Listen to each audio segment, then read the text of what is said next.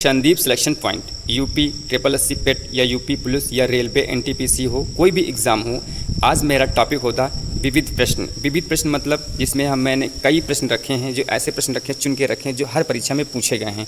तो आप पूरा वीडियो अंत तक देखिएगा और अंत में भारत के शोध और संस्थानों के बारे में भी बताया है मैंने, जो वेरी मोस्ट इंपॉर्टेंट हैं। तो चलिए स्टार्ट करते हैं। पहला क्वेश्चन, भारत का राष्ट्रीय चिन्ह कहाँ से लिया गया है? ये भी क्वेश्चंस पूछे जाते हैं। तो आपका राइट आंसर होगा ऑप्शन ए, सारनाथ स्थित अशोक के सिंह स्तंभ से लिया गया। Option A is the right answer. अगला प्रश्न है आपका, भारतीय राष्ट्रीय ध्वज में तीलियों की कुल संख्या कितनी है? तो आपका राइट आंसर होगा option D 24। Option D is the right answer. अगला प्रश्न है आपका, भारतीय राष्ट्रीय ध्वज की लंबाई और चौड़ाई का अनुपात है? तो आपका राइट आंसर होगा ऑप्शन बी 3:2। अगला प्रश्न, राष्ट्रीय गान के लिए निर्धारित समय सीमा है? तो आपका राइट आंसर होगा ऑप्शन सी 52 सेकेंड। अगला प्रश्न है आपका, राष्ट्रीय गान के रचयिता हैं? तो आपका राइट आंसर होगा ऑप्शन बी रविंद्रनाथ टैगोर। अगला प्रश्न है आपका, राष्ट्रीय गीत बंकिम चंद्र चटर्जी के किस उपन्यास से लिया गया है? ये भी क्वेश्चंस एसएससी हो या रेलवे एनटीपीसी हो, उसमें भी पूछा गया है। तो आपका राइट आंसर होगा ऑप्शन बी आनंद मठ। अगला प्रश्न है, वंदे मातरम को राष्ट्रीय गीत के रूप में किस तिथि को स्वीकार किया गया? वंदे मातरम जो है राष्ट्रीय गीत के रूप में किस तिथि को स्वीकार किया गया? तो आपका राइट आंसर होगा ऑप्शन सी 26 जनवरी 1950 को।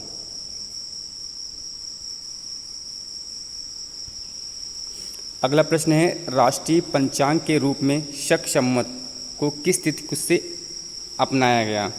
राष्ट्रीय पंचांग के रूप में शक संवत को किस तिथि से अपनाया गया? तो आपका राइट आंसर होगा ऑप्शन सी 22 मार्च 1957 ईस्वी को। Option C is the right answer.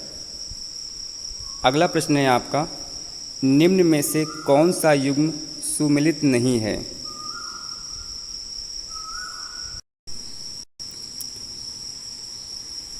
Question है आपका, निम्न में से कौन युग्म सुमेलित नहीं है? तो आपका राइट आंसर होगा ऑप्शन डी, राष्ट्रीय वृक्ष अशोक नहीं है, राष्ट्रीय वृक्ष है बरगद का पेड़।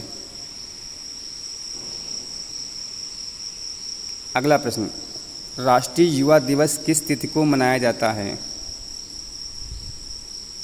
तो आपका राइट आंसर होगा ऑप्शन बी 12 जनवरी को राष्ट्रीय युवा दिवस मनाया जाता है, स्वामी विवेकानंद की जयंती पर। Option B is the right answer. अगला प्रश्न है आपका, अंतर्राष्ट्रीय महिला दिवस कब मनाया जाता है? तो आपका आंसर है ऑप्शन ए, अंतर्राष्ट्रीय जो महिला दिवस है वो 8 मार्च को मनाया जाता है। अगला प्रश्न है, राष्ट्रीय प्रौद्योगिकी दिवस कब मनाया जाता है? तो आपका उत्तर होगा ऑप्शन सी 11 मई। 11 मई को राष्ट्रीय प्रौद्योगिकी दिवस मनाया जाता है। अगला प्रश्न है, विश्व श्रमिक दिवस है, यानी विश्व श्रमिक दिवस कब मनाया जाता है? तो आपका राइट आंसर होगा ऑप्शन डी 1 मई। अगला प्रश्न है, विश्व जनसंख्या दिवस मनाया जाता है किस तिथि को? तो विश्व जनसंख्या दिवस आपका उत्तर रहेगा 11 जुलाई। 11 जुलाई को विश्व जनसंख्या दिवस मनाया जाता है।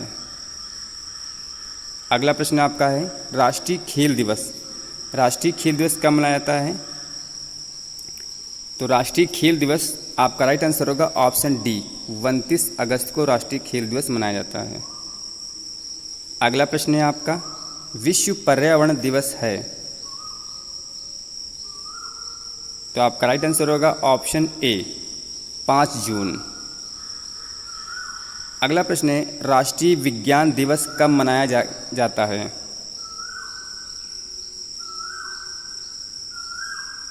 तो आपका राइट आंसर होगा ऑप्शन बी, 28 फरवरी को राष्ट्रीय विज्ञान दिवस मनाया जाता है।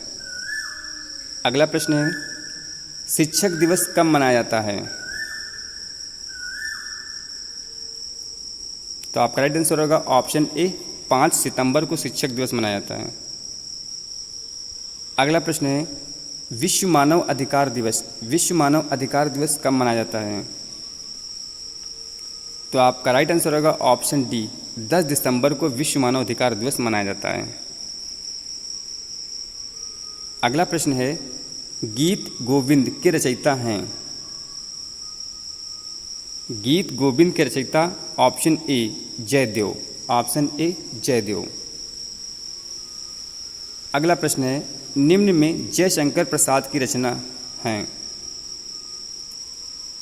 तो आपका राइट आंसर होगा ऑप्शन डी, जयशंकर प्रसाद की आंसू भी है, लहर भी है, कामायनी भी है, यानी तीनों रचनाएं जयशंकर प्रसाद के द्वारा लिखी गई हैं। अगला प्रश्न है आपका, कुली के लेखक हैं?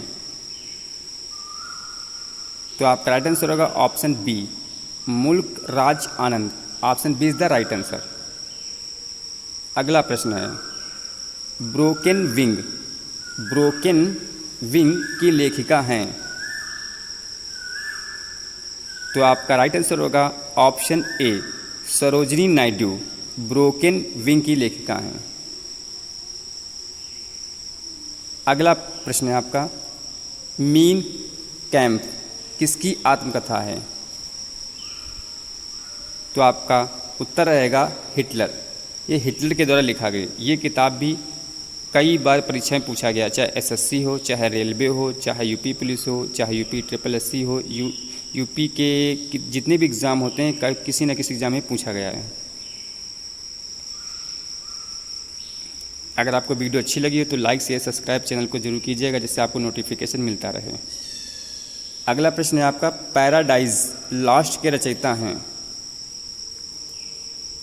तो आपका राइट आंसर होगा पैराडाइज लॉस्ट के जो रचयिता हैं वो जॉन मिल्टन हैं, option D is the right answer. अगला प्रश्न है, विंग ऑफ फायर की आत्मकथा है, ये किस प्रसिद्ध वैज्ञानिक की है? विंग्स ऑफ फायर ये APJ अब्दुल कलाम के द्वारा लिखी गई एक प्रसिद्ध आत्मकथा है। अगला प्रश्न है, प्रसिद्ध तिलिस्मी उपन्यास चंद्रकांता के लेखक हैं? ये भी क्वेश्चन कई बार पूछा गया है। तो आपका राइट आंसर होगा ऑप्शन ए, देवकीनंदन खत्री। देवकीनंदन खत्री के द्वारा चंद्रकांता लिखा गया है, इसके लेखक हैं। अगली प्रश्न है, विवादास्पद किताब इसको बोलते हैं सेटेनिक वर्सेज। सेटेनिक वर्सेस के लेखक हैं ऑप्शन ए, सलमान रशीदी। अगला प्रश्न है, निम्न में कौन सा युग्म सत्य है?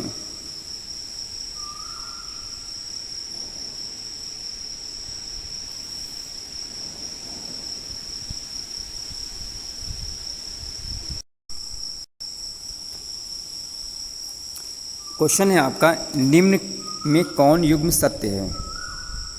तो आपका राइट आंसर ऑप्शन डी, ये सभी सत्य हैं। राजेंद्र प्रसाद ने इंडिया डिवाइडेंट लिखा है, लाला लाजपत राय ने अनहैप्पी इंडिया लिखा है, तस्लीमा नसरीन ने लज्जा लिखा है, यानी option D is the right answer, ये सारी चीज़ सही है। अगला प्रश्न है आपका, ईस्ट तिमोर की राजधानी है? तो आपका राइट आंसर होगा ऑप्शन ए, दिल्ली। अगला प्रश्न है, शेल्स की राजधानी है? तो आपका राइट आंसर होगा ऑप्शन बी, विक्टोरिया। अगला प्रश्न है आपका, यूरो कहाँ की मुद्रा है? तो आपका राइट आंसर होगा यूरो स्पेन की मुद्रा है। अगला प्रश्न है, निम्न देशों में कहाँ की मुद्रा यूरो है?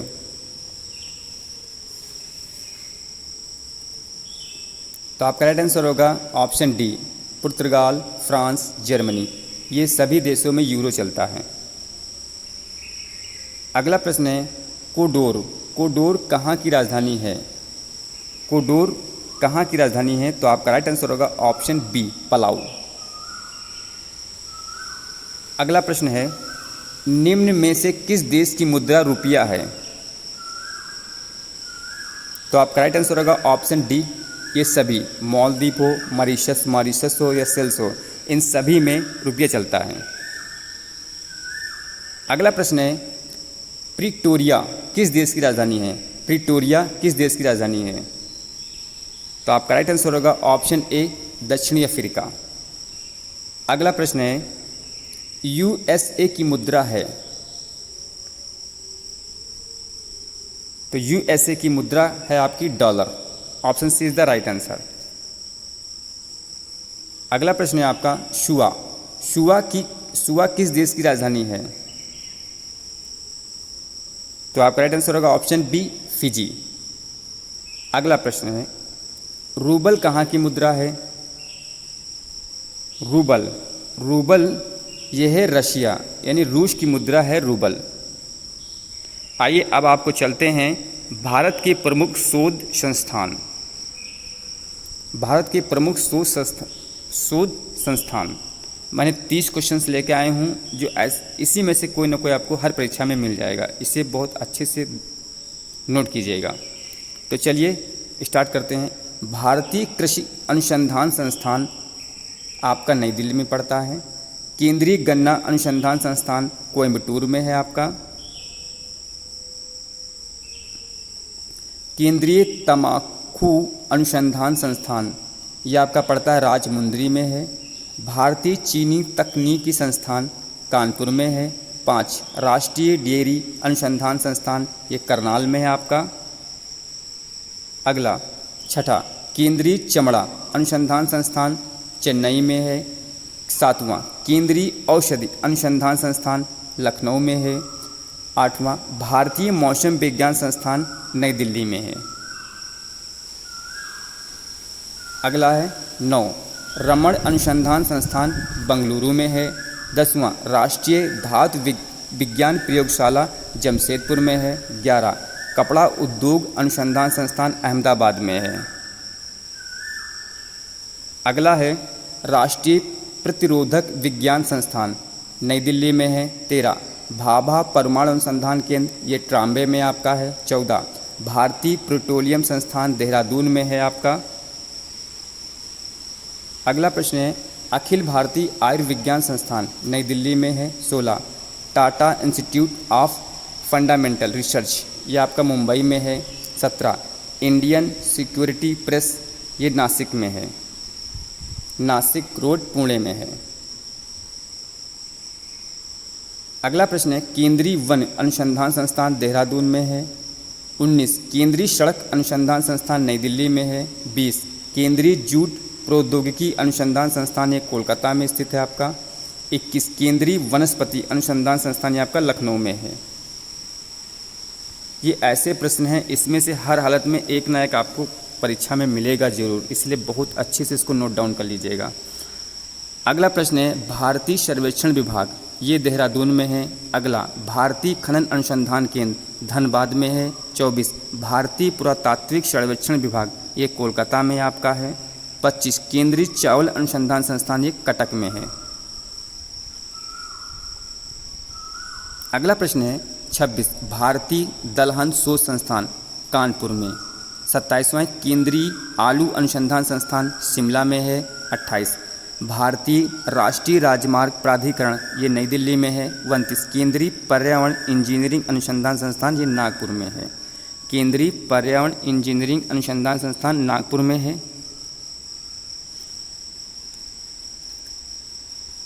ये वीडियो आपको कैसा लगा हो, अगर अच्छा लगा हो तो इसे लाइक शेयर सब्सक्राइब जरूर कीजिएगा, अपने दोस्तों में शेयर कीजिएगा।